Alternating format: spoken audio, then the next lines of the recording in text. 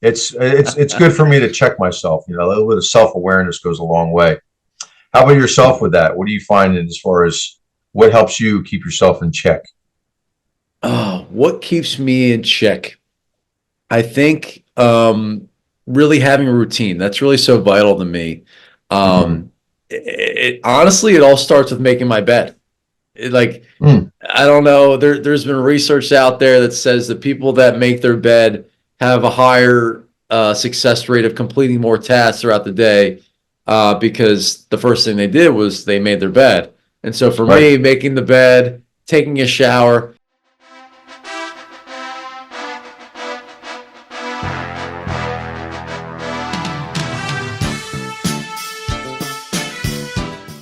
All right. Welcome to episode 3. This is Undiluted podcast detailing the role of healthcare in the USA. I'm back with my co-host, Dr. James Ferraro. Um, and I wanted to get right back into what we left off last episode. And I want to ask you, Dr. James, if how your homework was last week. It was great. So I love the exercise because it gave me a little bit of like self-awareness and about having that a good balance for myself. So I actually did some journaling after we had our podcast. I did some the next day, and it's good. It's good because I tend to be I'm a worker. I like working, but sometimes I can overdo it. I love what I do. I also love being outside, so you can't do both unless I do chiropractic on the beach. But it's good for me to check myself. A little bit of self-awareness goes a long way. How about yourself with that? What do you find as far as what helps you keep yourself in check? Oh, what keeps me in check? I think really having a routine. That's really so vital to me. Mm-hmm. Honestly, it all starts with making my bed. Like, Mm. I don't know. There's been research out there that says that people that make their bed have a higher success rate of completing more tasks throughout the day because the first thing they did was they made their bed. And so for Right. me, making the bed, taking a shower, if I do those two things, really, I mean, I'm just rolling with it at that point. I'm getting dressed, I'm brushing my teeth, I'm flossing, I'm taking out the trash, cleaning up, so that's all kind of Momentum. in rhythm, momentum. Exactly. Big believer in that. Exactly. And know Exactly. thyself too. So like that structure helps you springboard to the next level, whatever that is. I'm Exactly. exactly the same way. I relate to that completely. We're all kind of a little bit the same, a little bit Aren't we? different, but we're a little the same. Yeah, more So, similarity than differences. That's what I yeah, we're find. all I found with human. people. We're all We're all human. human. That's Uh-huh. right. All right. So this episode is dedicated to low socioeconomic and elderly health. And so I know we touched on it a little bit the first two episodes, but I feel like we could really dive into this topic and both of our backgrounds. I think it's really vital that we kind of get to the core of these populations because a lot of what's happening in the country is affecting both the homeless, veterans, and then also our elderly who are struggling with their health. So I've got some notes jotted down here. And so a lot of patients coming into the hospital right now fit this category and being left behind in terms of their health, Mm. where a lot of hospitals in the United States are flooded with many of these patients having chronic diseases and illnesses who don't either have the basic education of diet and lifestyle, and because doctors and nurses can't handle the supply and demand. I mean, it's Mm. happening all across the country. And a lot of what's happening is, well, what are our communities doing more to giving back to our people to give them the resources they need? And so that's really like what alternative medicine, like chiropractors and Chinese herbalists and acupuncture and so on and so on, holistic nurse coach. I think there needs to be more opportunities for people to seek resources that don't fit the mold of Western culture. So Mhm. that's what this podcast is also about, is to seeing all the resources that are available. because there is not one fit size only. Yep. So could you dive in on, your experience with chiropractic and how maybe some people have gotten, really good success from what you've accomplished? Sure. Let me start with this because you mentioned a good point, especially with hospitals and the elderly. I see something that frustrates me and it hurts me to see it.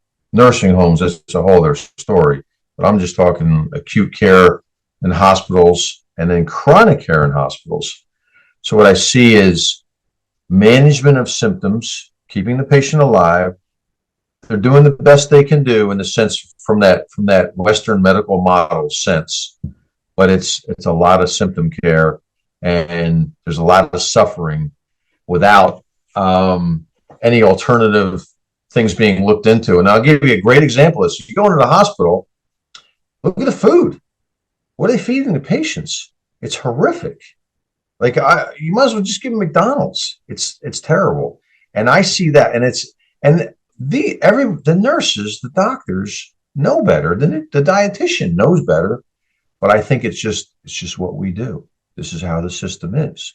There's almost like this acceptance, and the patients in these facilities are victims of that. And there's no maybe I don't know enough about this, but I have not seen a higher standard. I have not been in a facility where it's significantly better with the food supply. I'm just using one example of that. And I find that especially like in the the 21st century, post-COVID especially, the hospitals are understaffed. A lot of the workers are overworked. The quality of the workers is maybe a little bit less. That's up for opinion, but I think a lot of nurses would agree with me on that. There's a lot of frustration. So the really good and efficient workers get all the work. But that's a story for another day. So getting to your question, when I see patients in this office, you take a history of the patient and you hear their symptom history and you hear their treatment history and their diagnostic tests. So I'll give you an example. I had a patient come in, great guy, comes in he's a New Yorker, comes down here, plantar fasciitis. Okay. But he had podiatric treatments, orthopedic treatments, physical therapy, exams, evals, CAT scan, MRIs, x-rays, etc. No result. So he has plantar fasciitis with some, diagnosed heel spurs. So this is like, I'm getting to a point. All his assessments were diagnostic, legit diagnostic tests, legit examinations, but there was no functional assessment of the mechanics of his foot. Nobody did that, not even the physical therapist, because they're really going off the script. The script says evaluate and treat. So they treat based upon the diagnostic code the doctor usually gives them. Okay. Guy comes in this office and I do what's called Graston, which is I'm doing tissue scraping on the plantar surface of his foot to break up the plantar fasciitis, break up the fascial adhesions on that surface. And I'm doing adjustments on the calcaneus, which is the heel bone, to mobilize the heel bone and then give them homework of hamstring stretches and, of course, calf muscle stretches, because the calf muscle goes into the Achilles tendon, which cups around that calcaneus. So here's the whole point. We improved his mobility, took mechanical stress off the Achilles tendon, took mechanical stress off the fascial tissue on that plantar surface of the foot, broke up some of the adhesions, and the guy is now asymptomatic. He may come in like 3 months for treatment, but he has a program he does at home. So completely different approach. And I get excited about this. Yeah, on one end, and the other end, I get frustrated because I see the level of suffering and the wasted money. Okay, you have plantar fasciitis. You're going to get injections in your foot like 5-6 times. It's not really working. Maybe something else is going on. So one of the reasons I love chiropractic and love what I do is it's logical to me. It makes sense. And, I have cases where somebody has let's say a massive neuroma on the bottom of their foot. They may need to get that surgically excised. May not be, not that chiropractic fixes everything, but there's such a disparity with Western medicine and medical treatment, and then anything that's alternative. And that's where the health coach of you comes in to show people, hey, there's other options. And that's one of the purposes of this podcast. So just on a micro example, that's how I feel about this. Yeah, that's a really good example. I think you really touched on the point of functional being that is a lot is what is left out in our Western civilization culture is function Mm-hmm. because the body, all it does is function, Yep. you know? And Right. so something so simple, right? And all that Mm-hmm. time, effort, it could have been handled, you Yeah. know? So Jeff, let me elaborate on this, because if there's any medical doctors out there listening to this, they're gonna be, what's he talking about? If I'm a nephrologist, I study the function of kidneys. Absolutely. I'm talking about functional biomechanics of the body, like functional assessment. Structure affects function. Type of that type of language doesn't really exist in medicine. It does in physical therapy. It's starting to get there in physical therapy, and they've improved on it. There's some physical therapists that do functional assessments that are phenomenal. So I'm a fan of PT, especially when it's not like, okay, ice pack, hot pack, stim, or like ultrasound. Like they're doing more than that, like restoration of normal joint function, etc. So it's it's getting there, but I'm talking about a specific category, which I know you get that, but I want that audience to know that we're talking about the mechanic, like biomechanical function. I start talking to an MD about this, not their fault because it's not what they do. They just don't know. It's like you're almost like speaking a foreign language, but it's logical. Once I get to explain it to them for 2 minutes, they're like, okay, makes sense. Let me refer this patient over to you.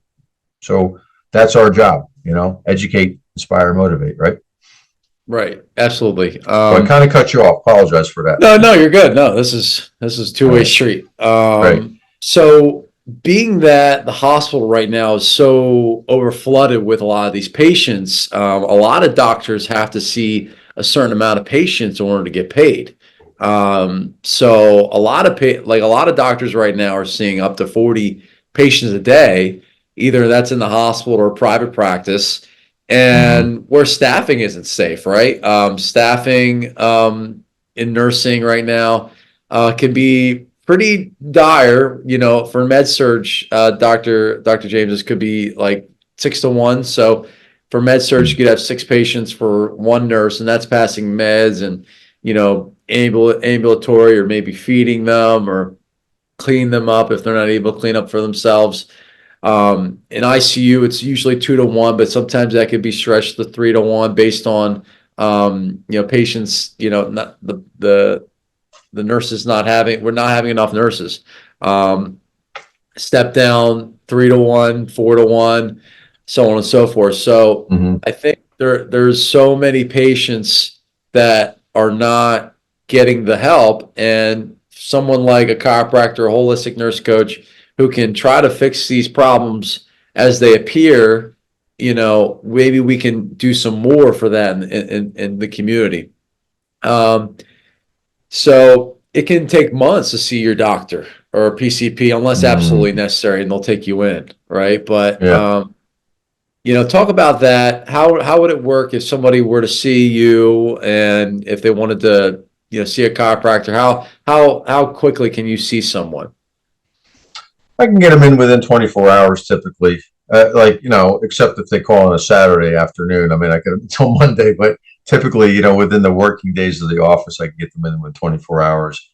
And if somebody's on a very acute basis, like I had somebody with a low back pain of about a 9 the other day, and that's and where they can't sleep, and they want to go to the ER to get medicine. I think they already had gone to the ER, but the medicine didn't give them any relief. I'll try to get them in right away, and I may stay a little bit later, etc. So typically, we're going to get the patient in quickly. And as the practice grows here, and it's grown pretty quick, but as it grows, I'll obviously bring in an associate doc. So I think people need convenience. People want convenience, and people want like quick, efficient service. I tell doctors this all the time. Listen, your job, you know, connect with the patient, educate, adjust, and schedule them, but deliver the goods, help them. They're not there for your personality. They're not there because your fees are the lowest. They're there because they think you're going to help them. And then your best way to build a practice is to deliver the goods. And part of delivering the goods is get them in right away. Because we're here. Why we get into our professions? To serve, Yeah, to serve to people. help. Absolutely. Yeah. If I'm going to serve people, part of me serving people is to get them in as quickly as I can, within reason. Now I don't want to jam my schedule, but like if something's urgent, I'm gonna get them in. How about yourself? If you have somebody that needs some life coaching, health coaching advice, what's your protocol with that? Getting them in. Yeah, I mean, my schedule's open. Unless I'm Mhm. working a 12-hour shift, I'm trying to wean away from that eventually and do this full time. Right. Coaching, I mean, I'll make time. Whenever someone's available, I'll switch around my schedule so that I can sit down and have a call with someone. I actually am planning on going back to school in the fall for psychiatric nurse practitioner. So, Yep. I think that is a really big need throughout, our communities and other, communities throughout the nation. And Mm, ideally, what I think nurse coaching right now is not billable by insurance, but I think eventually, once they see the recognition of people are, getting their treatment handled from the outside perspective, preventing people going to the hospital and racking up a bill that maybe not would be necessary if they changed their habits. That's the modality I'm seeking to need. Um, but I think, you know, I'm available. I'm available. mm. So set up a call, send me an email. If we can't do this time, we can do another time. So yes, I'm pretty 24/7. I'm an entrepreneur, so I'm doing this to help people. So As you were talking, I I wanted to have you finish that, and I wanted to get off on a micro tangent here because in the field of psychiatry, it's the perfect example of like managing symptoms when I'm talking, especially with crisis care, which is appropriate, stabilize the patient. And tell me if you agree with this. What I'm seeing with just the limited amount of patients that come in here that have had a history of psychiatric issues, oftentimes if they've been in a facility, say for 30 days for a crisis, they were kind of numbed out and then given a protocol based on assumptions like okay, we're assuming you have a serotonin imbalance, so low serotonin, so we're going to give you an SSRI. What Give me your comments on this, how you perceive the science in psychiatry right now. Is it advanced? Is it not? well, I honestly I think we've come a long way in terms of learning how to treat mental illness. And there are a lot of people in society now that are on medication for psychiatric illnesses that are living normal lives, right? So it's Right. really dependent upon um, the diagnoses of the DSM-5. And Mm-hmm. if a patient meets that criteria, then yeah, absolutely, they definitely should Mm-hmm. be on an antipsychotic or anti-anxiety, antidepressant.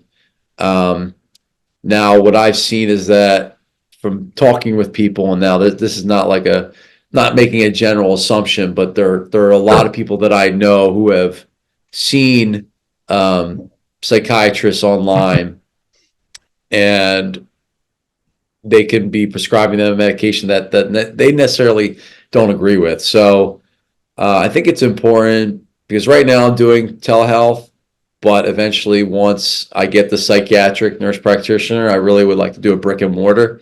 It's Mm-hmm. really hard to gauge somebody over, computer screen a lot of times, unless it's face to face, Yeah. right? So, I think there's more that can be done in terms of holistically being that people that deal with depression, um, or anxiety, something that's low on the totem pole, that maybe we can adjust how you deal with stress, or if you exercise, or do you use cognitive behavioral therapy, or do you do yoga, do Mm, you garden, mm, right? So these are right. all things that you can do functionally, right? Functionally, Hmm. to work your mind, to get that creativity, to explore new ways of thinking. Because if not, then maybe you will be put on a medication to help with that. A lot of what I've seen, Dr. James, in that when people go see a Western doctor, right, an MD or a DO, Mm, it's really a lot of writing a script, right? It's a lot about writing a script. And you know,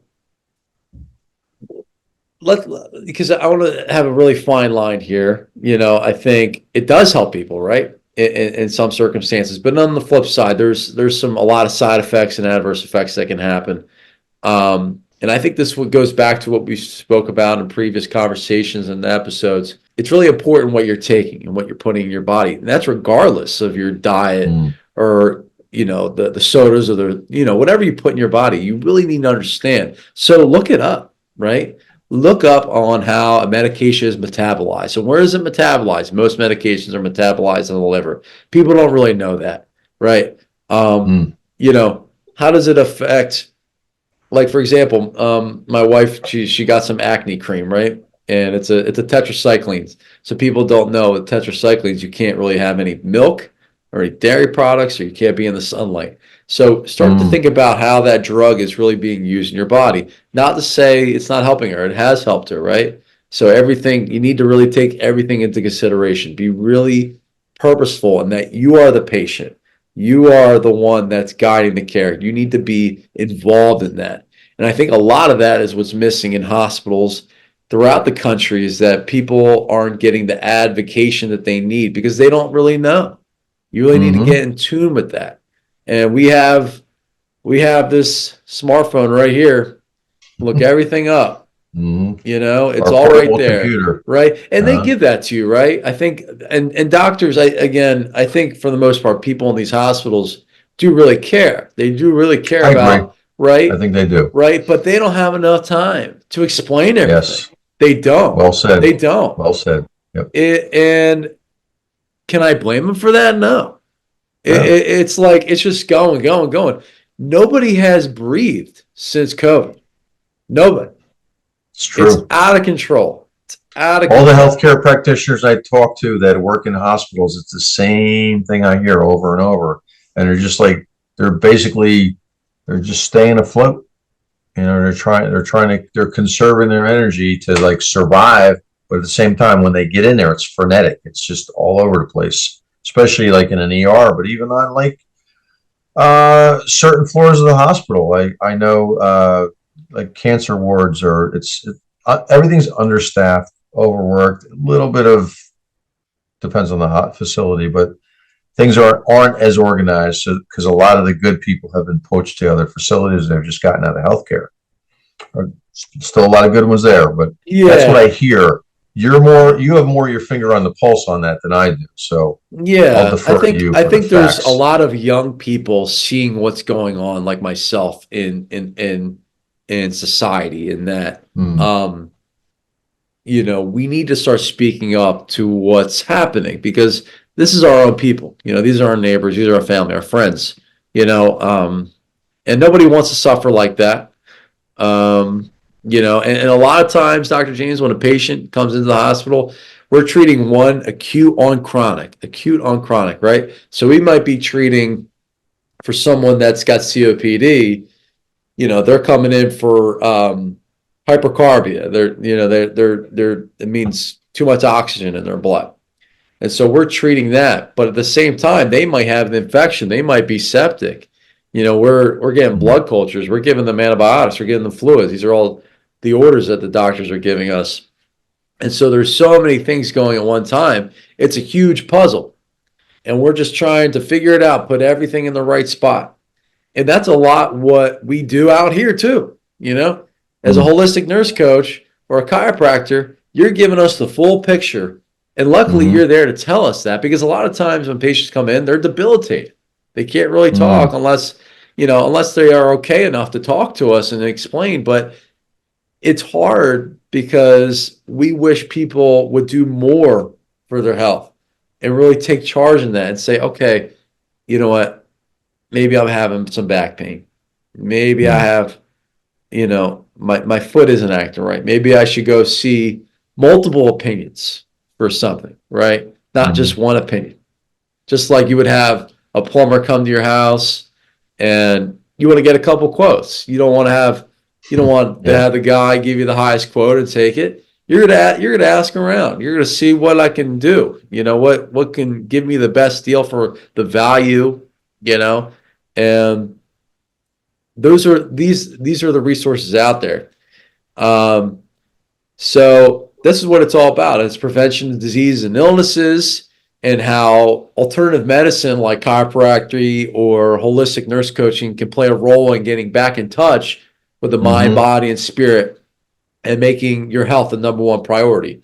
Um, in terms of what we're really talking about in this episode about, the homeless or veterans and the elderly population, Mm. a lot of these both populations depend on Medicare and Medicaid, and the quality and services of what is trying to help this population grow is severely needing help. And so these were a lot of Google searches I was doing the past week so we could talk on this topic. And um, I looked up food stamps, so SNAP benefits. And so I found this link, and after the video, I'll drop it in the info and see if anybody can reach out. But I found that food stamps don't cover fruits with antioxidants. So I don't know if that's 100% accurate, Mm.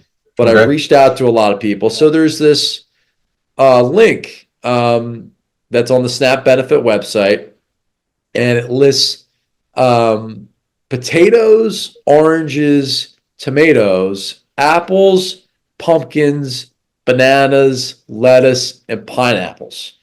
So it's set on their examples, but I don't know if those are exactly what you can or can't have. So Mm-hmm. now, if these are the foods that are only given, I think that's crazy.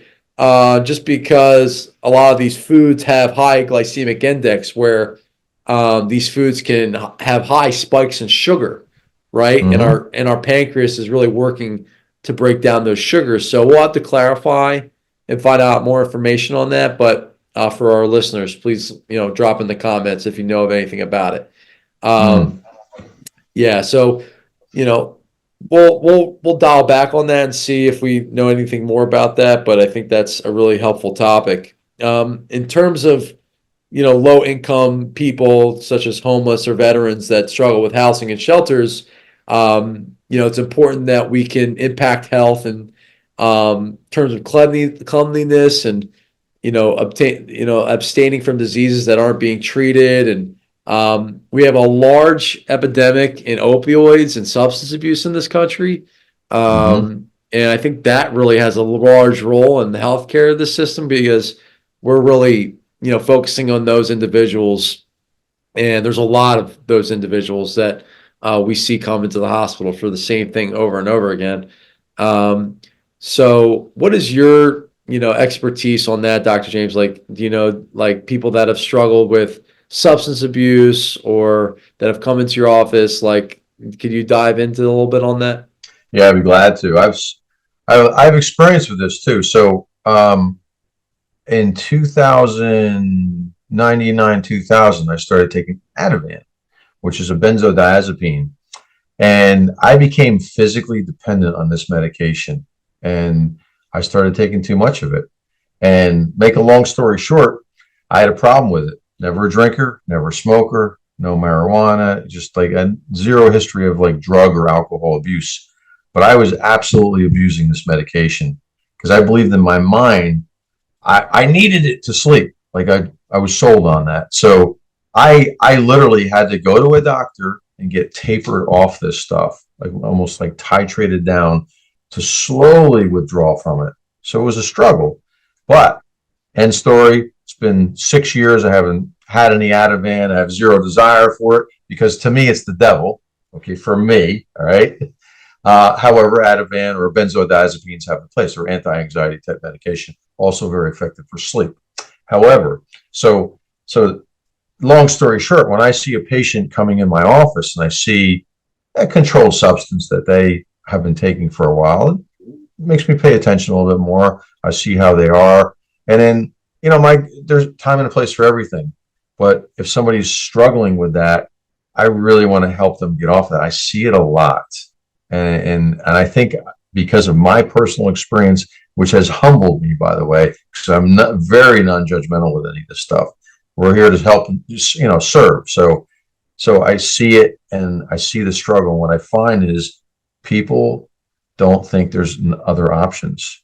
I knew about melatonin, kava kava, and chamomile tea and all that stuff, but I didn't know about breathing exercises and meditation and going to the gym to work out and then journaling or cognitive therapy. I wasn't aware of that, how effective. So for me, the effectiveness is breathing exercises and hitting the gym. Phenomenal tools to just like relax the body and then greatly reduce anxiety because you kind of feel back in control. So I don't know if I answered your question, but I get excited talking about this because I'm very passionate about this because I see the degree of suffering out there when people are really hooked on something, especially the opiates, because they're in hell. And if they don't feel like they're in hell, they're a slave to that drug, and it's scary. And then I also believe that when you're taking more than a prescribed dose of something, let's say it's a painkiller, or it's an opiate, or you're using recreational drugs, it often hijacks your brain. I heard this one gentleman talk about this, and so I'm getting it from him, not my original idea, with alcohol as well.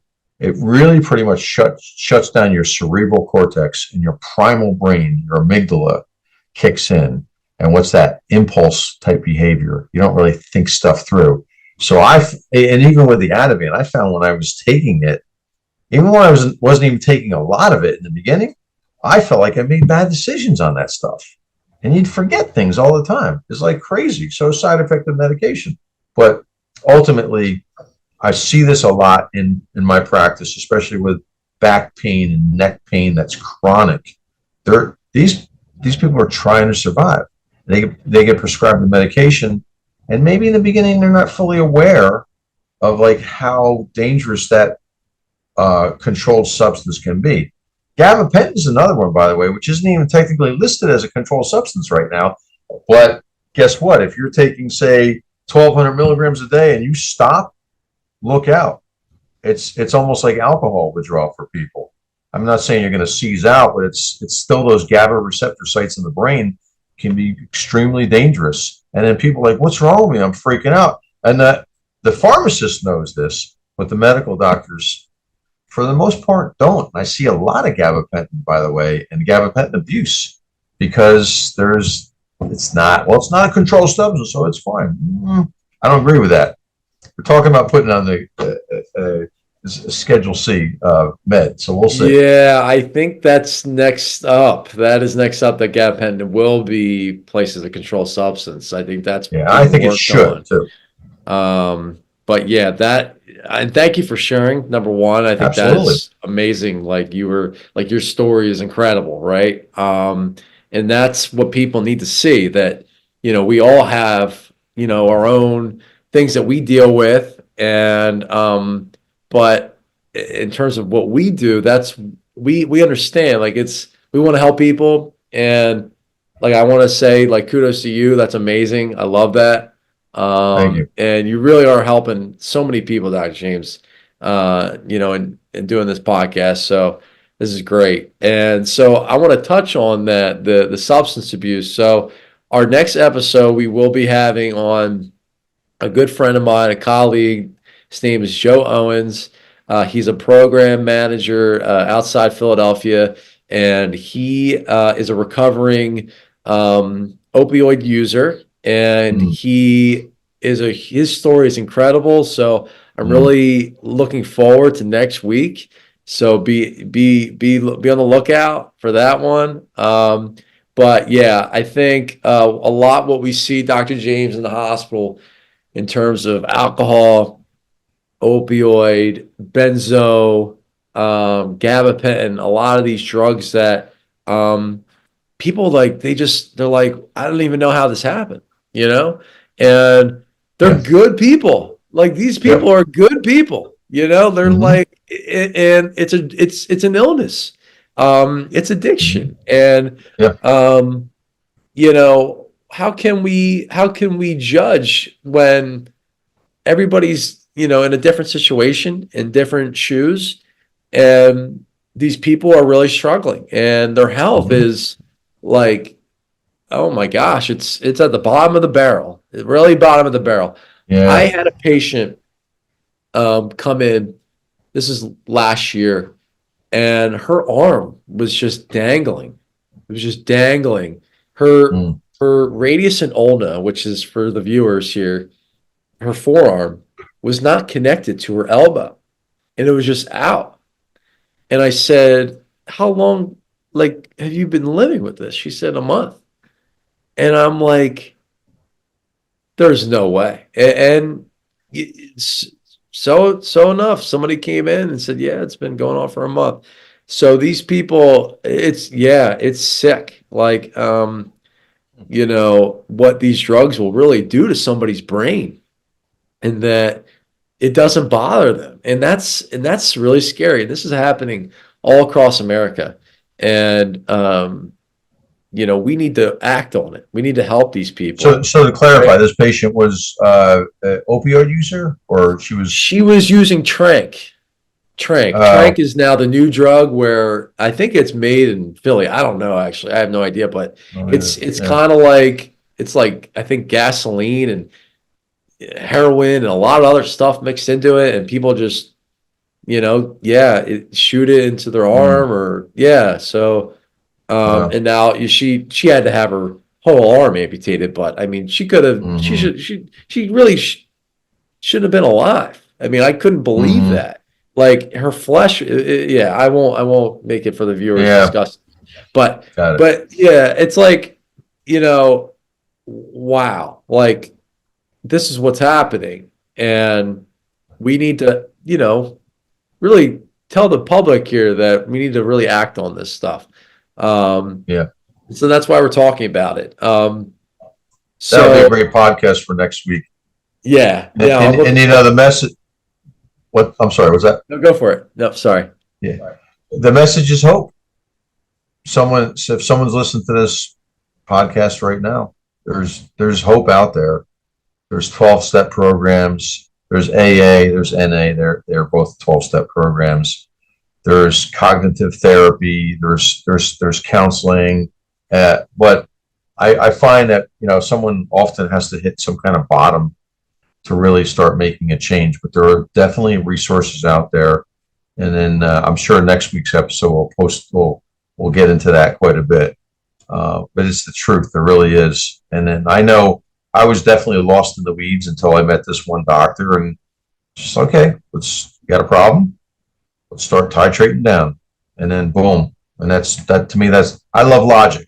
So I'm like that's logical. But and when you get like really physically dependent on something, you feel like you kind of need it, whether you're lying to yourself. I think I was, but that's what I thought at some point. But then I'm thinking, and now I know I don't need any of that stuff. And then I really rely on taking care of my body though. And then like, again, the exercise and breathing exercise and the meditation and the prayer.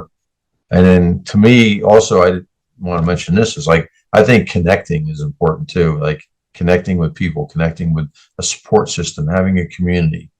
And then, we just said this earlier in this podcast, we're more similar than we are different. I really believe that with most people, with almost with all people.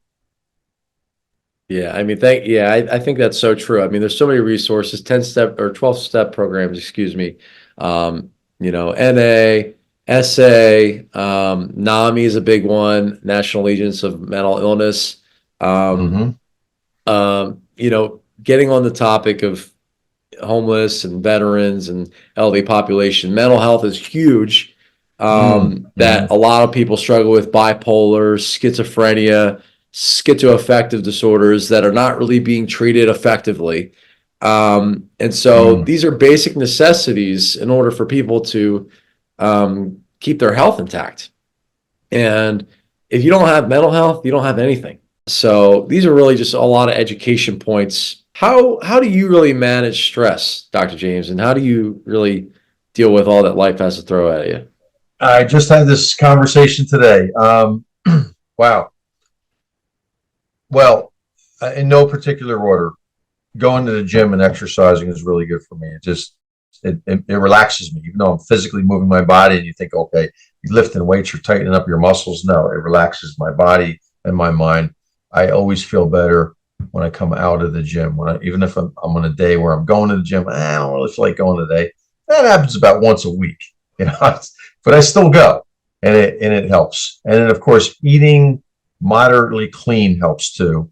I believe the less inflammation you have systemically, the better you feel. And I do believe some inflammation also affects the brain. So, and brain inflammation also can be has been linked to anxiety and depression, just like a concussion. Concussion is what? A brain bruise, inflammation in the brain. You hear a lot of times with concussions, depression, anxiety, poor cognition, etc. Another thing I do is I do 4-7-8 breathing, which is just breathing exercises. I remember years ago, my blood pressure was on the high side. When I learned a system of just kind of breathing, in my case, not every case, but in mine, I could drop my blood pressure 20 points within a few minutes by just relaxing. But I think that's just maybe because it was my way of dissipating stored tension that was, in my muscles and obviously my cardiovascular system. So different things for different people. I also like time blocking. Time blocking is good. So let's just say right here is my day planner. I'm old school. I have a Google Calendar too, but I actually prefer this because I can see it and I can open some pages and look at my schedule concurrently. Anyway, it may not be the best system. So, but time blocking, I believe, is the best system. So, for example, I have a stack of reports I have to do. I'm not thinking about that right now because I've literally time blocked that for tomorrow morning from 10 o'clock until 12:30. That's what I'm doing. Phone's off, not being interrupted.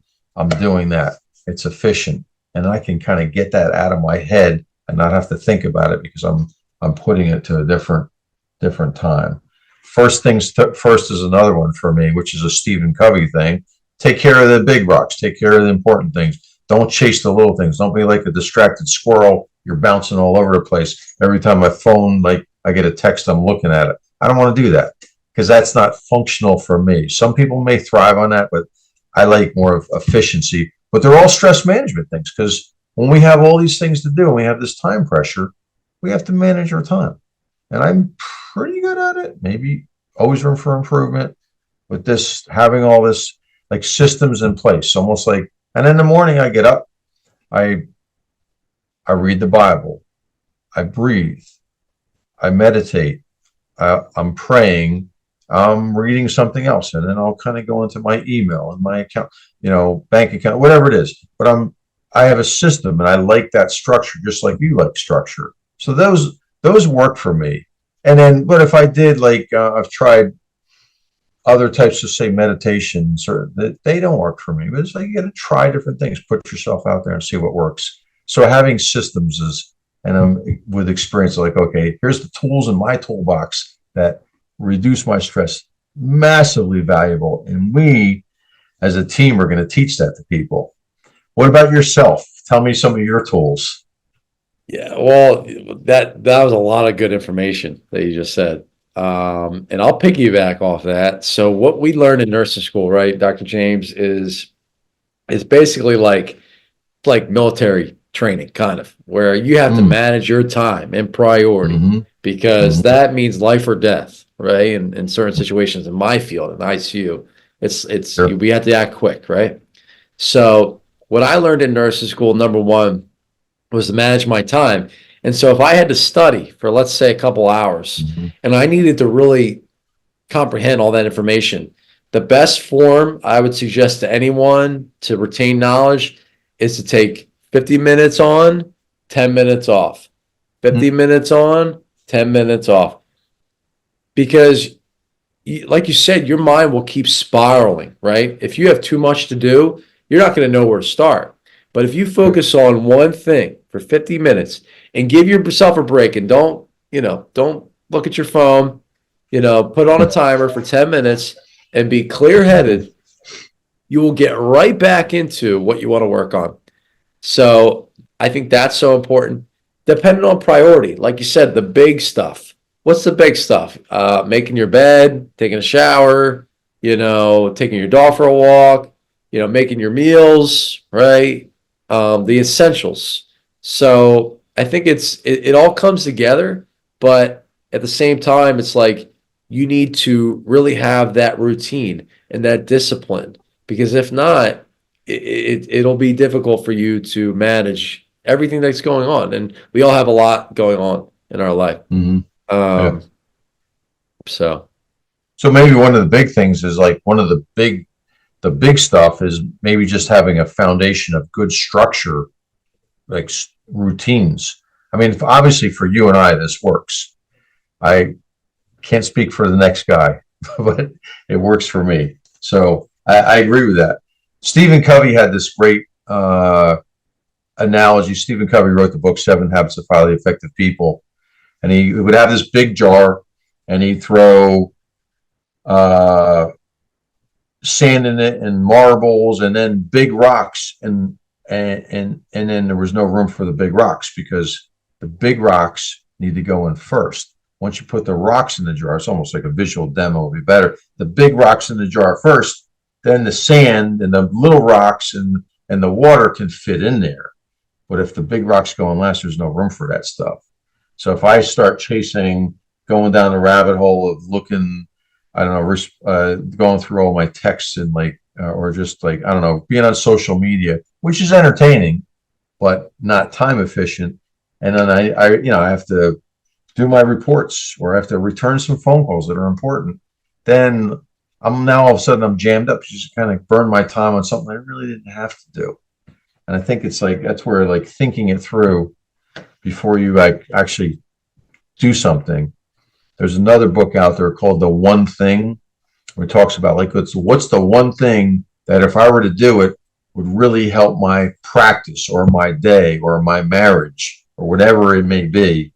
So I think those are good things. And these are tools that we're going to be teaching, and from our life experience. Hey guys, this is what's working for us. Not that we know it all, but this is what's working for us. And we want to help you and teach you. And then I imagine that as time goes by, we're going to learn from our other guests that come on this podcast, of course. And then from the viewers, we're going to learn from them too, from the listeners.